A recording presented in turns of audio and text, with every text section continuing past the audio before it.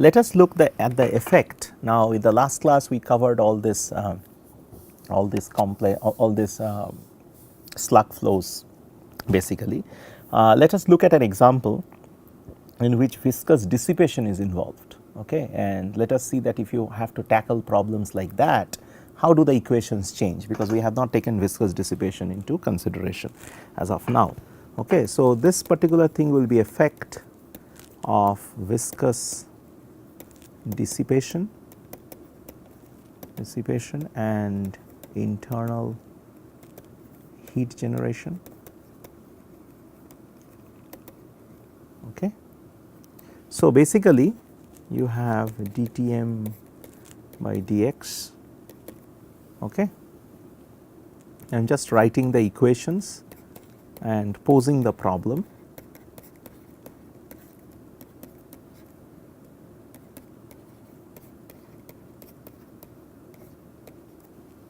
Okay. So, this is the internal heat generation term. It can be constant, usually it is constant.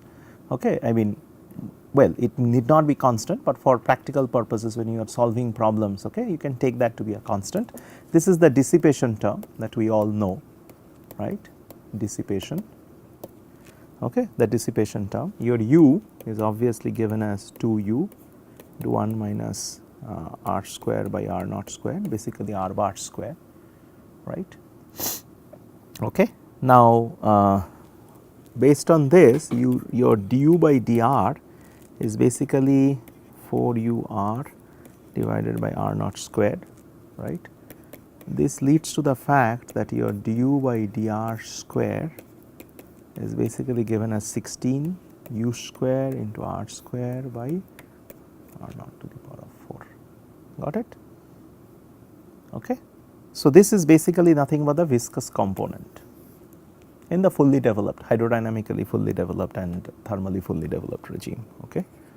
Or in other words, if we now back substitute all of these things here,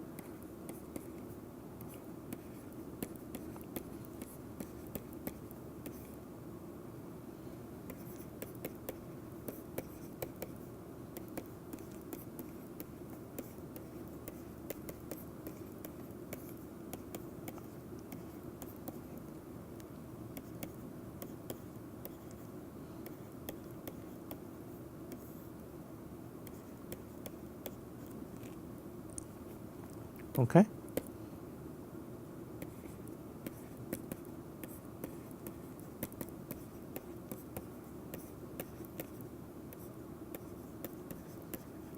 Just I am writing through the math. Okay. This is just the equation considering all the terms together.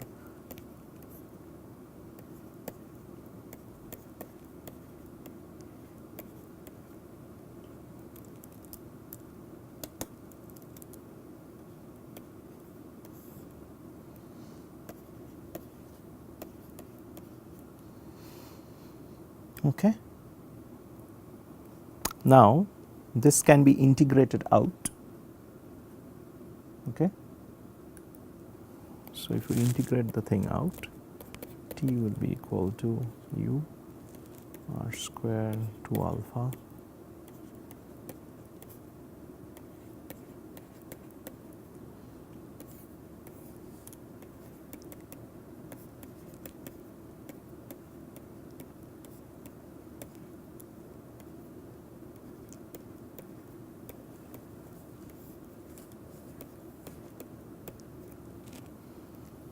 okay. So, that is the total expression. Okay. Now, so this is how you solve a problem like the one that we gave. Okay. And here of course, 2 or 3 numbers requires significance. One is called the Brinkman number, okay, which is basically u square into mu by q s double prime into d, right. That is the Brinkman number, called the Brinkman number. Okay. And your Nusselt number, if you solve this whole expression out, okay, it will be around 192.44 plus 3 lambda, where lambda is basically SD by QS double prime plus 64 Brinkman number. Okay, got it. So in the events where basically your dissipation is not important at all, okay, you recover back your original Nusselt number. Okay. So this is just to give you a pictorial case in which we have just highlighted how a problem with a constant heat generation term can be integrated out. Okay. It still requires that expression of Tm, right, in order to solve this in a full fledged manner, because we do not know what this Tm is going to be. Okay. So it involves the math, it involves the same thing, but this is how the equation is actually posed, right. And the two key numbers that are concerned with is basically the Brinkman number comes into the picture.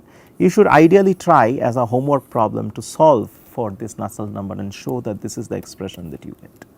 Okay. Please try it, and when you are doing the course using the equations that I wrote, okay, for temperature and using the definition of Brinkman number, can you find out and prove that this will be the value of your Nusselt number. Okay. So this would be an interesting problem, okay, if you can solve it. Okay. So next what we do is that, okay, right now that I have posed the problem of Brinkman number, let us look briefly about the situation of power law fluids. So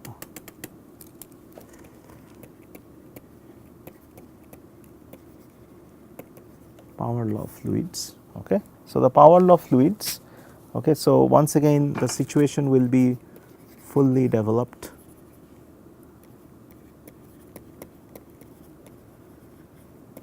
Velocity profiles. Okay. So this is the typical thing, R and X.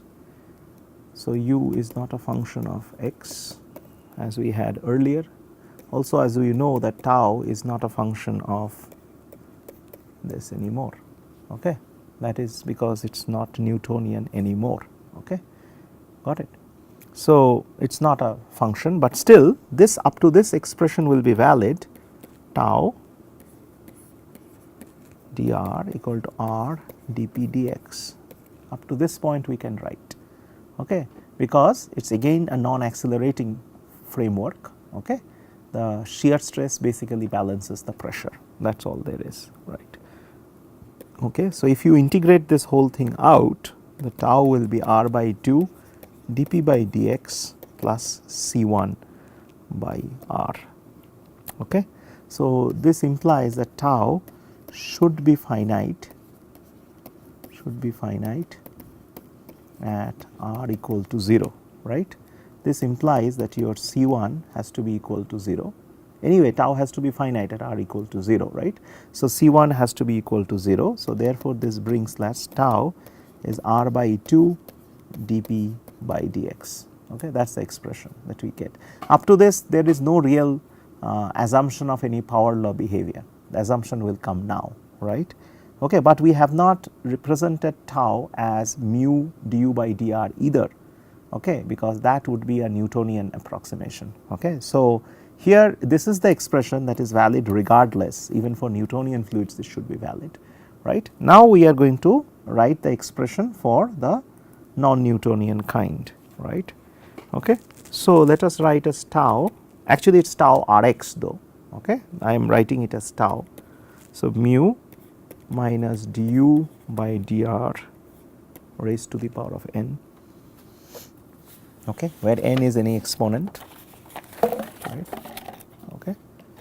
So what we do over here is now that if you can substitute, now you have got tau in terms of the velocity profile, okay, you can substitute, it will be mu minus du by dr n r by 2 dp by dx, or minus du dr n minus r by 2 mu dp by dx, or minus du by dr is equal to minus r by 2 mu dp by dx into 1 by n, okay, or minus u will be equal to minus 2 by mu dp by dx to 1 over n r 1 plus n plus 1 divided by 1 plus n plus 1 plus C2, right? The integration that we are performing. Let's go to the next page. So u should be equal to 0 at r equal to r, capital R. That's still the no slip condition. Okay, so minus 1 over 2 mu 1 over n dp by dx 1 over n r 1 plus 1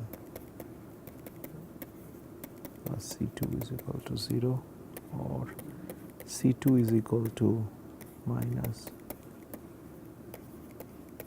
dp by dx 1 over n r 1 over n plus 1. Okay, or minus u is equal to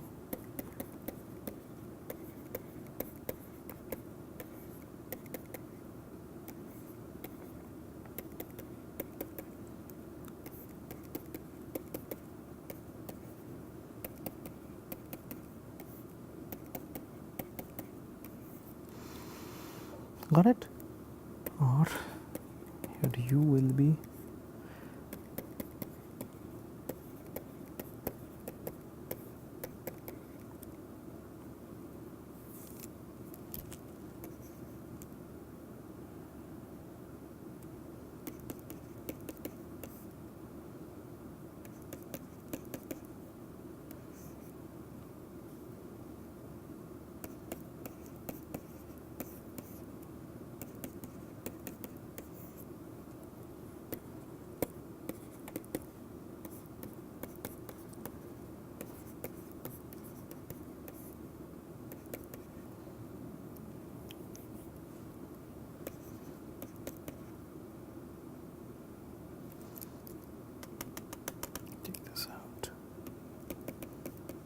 this is power, huh? So then that should be kept in mind. This n into n plus 1.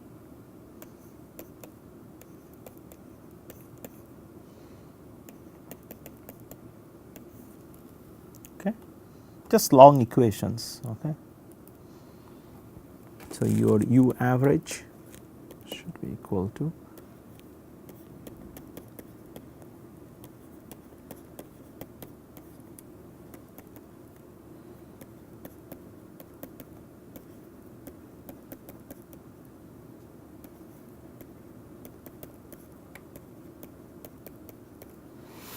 okay. So that's a total thing. Okay, now if n is equal to 1, which is basically nothing but your nothing but the situation of your Newtonian fluid, right, because n was the power, right. So your u average would be half into half r square. Okay,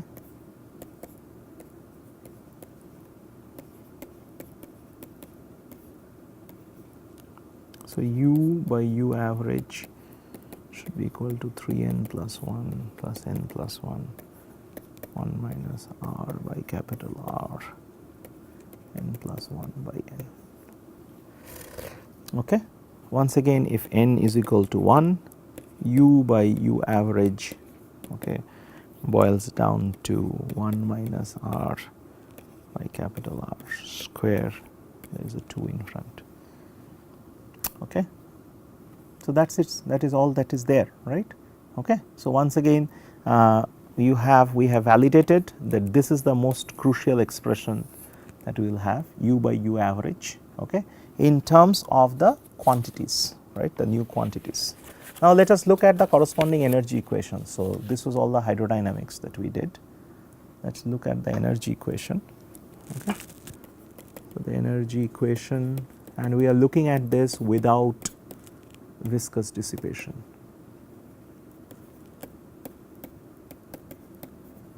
Got it?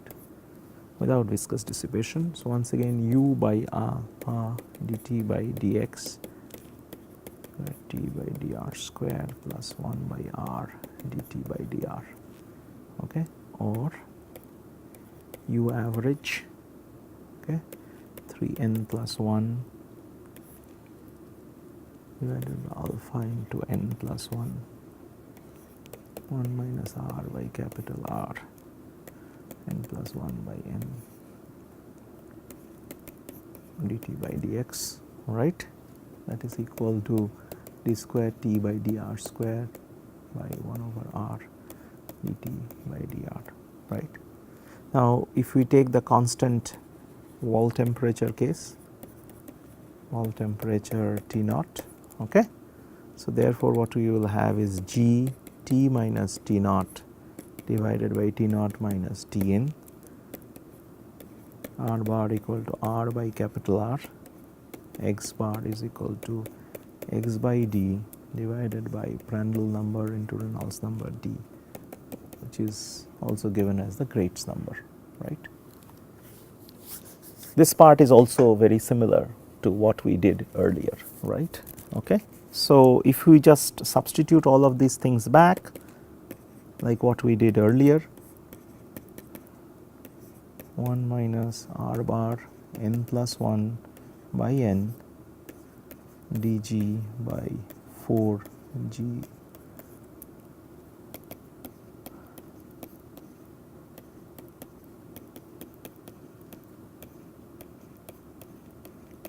got it.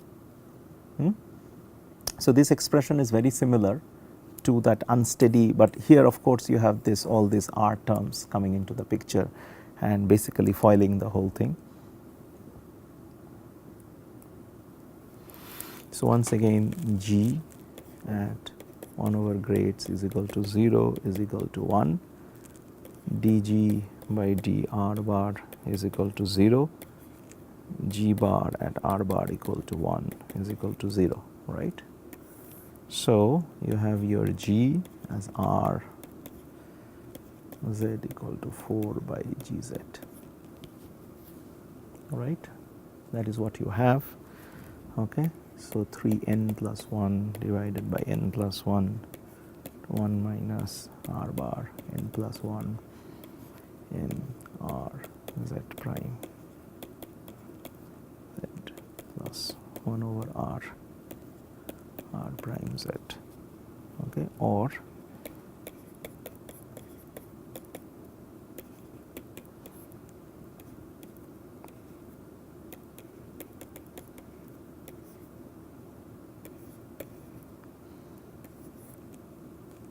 plus 1 over R bar 1 minus R bar n plus 1 by n R bar by R, okay.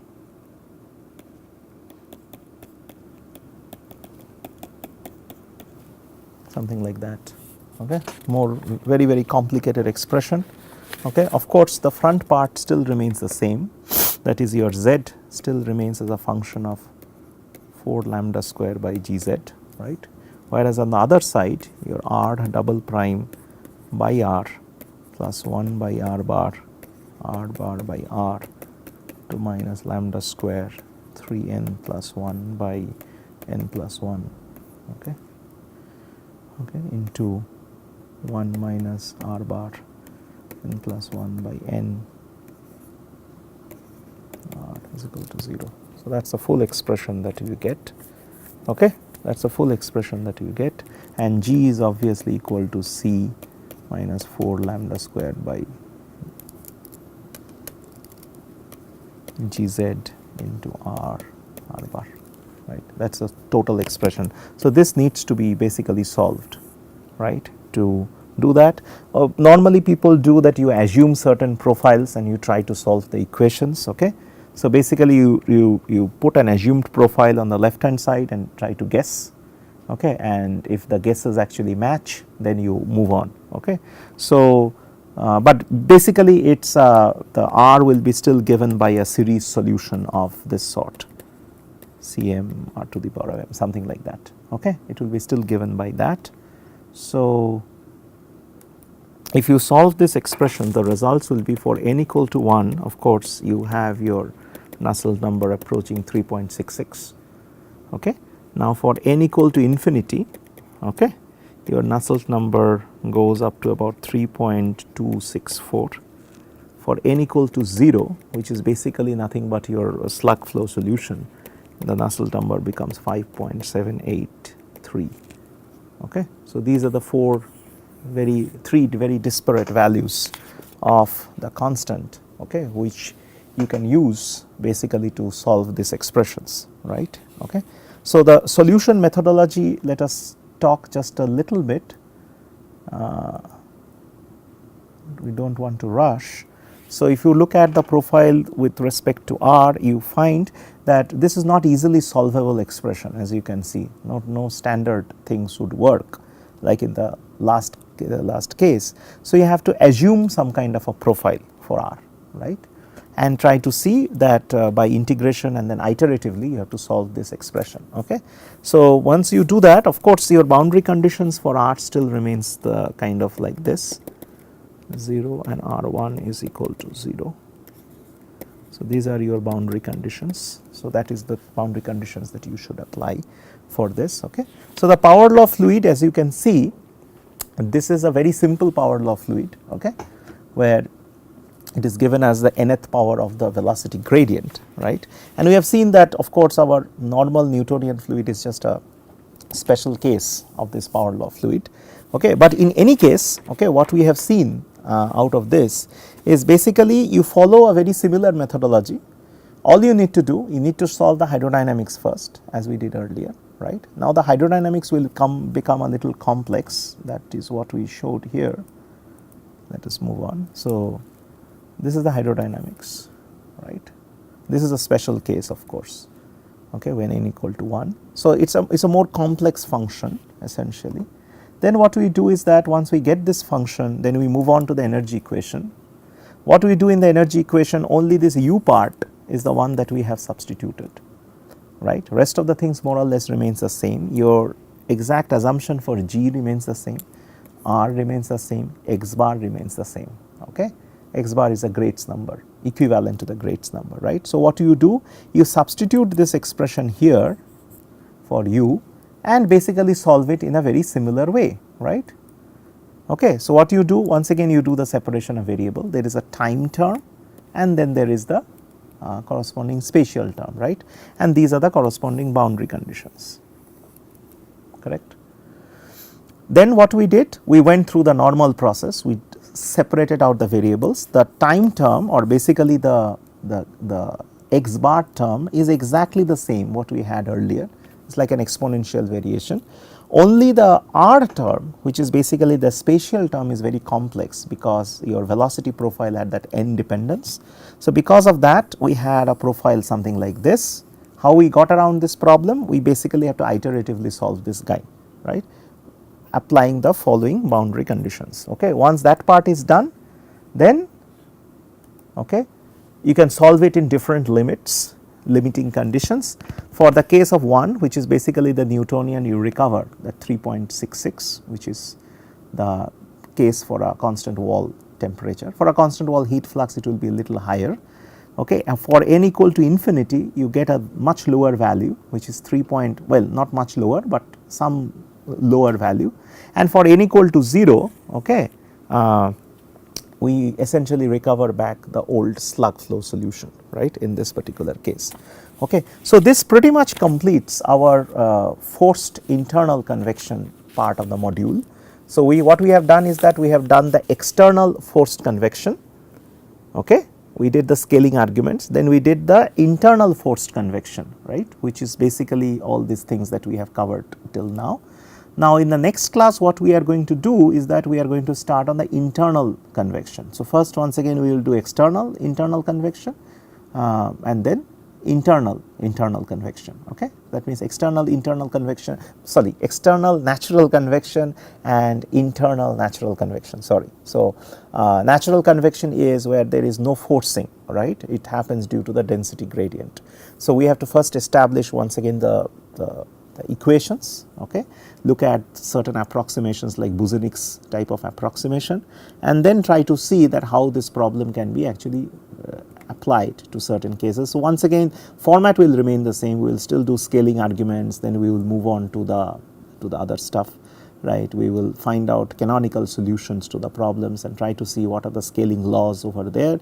You will find some interesting numbers coming out like Rayleigh number and Grashof number and things like that. So, that we intend to start from the next class, okay, before we move on to turbulent convection in the last few lectures. Okay. So, we will see you next class where we will exactly look at this natural convection part, that how natural, what is natural convection, how it happens, what are the principal equations for the same, right, and how would the equations change, the energy equations and the velocity equations, how would they actually change.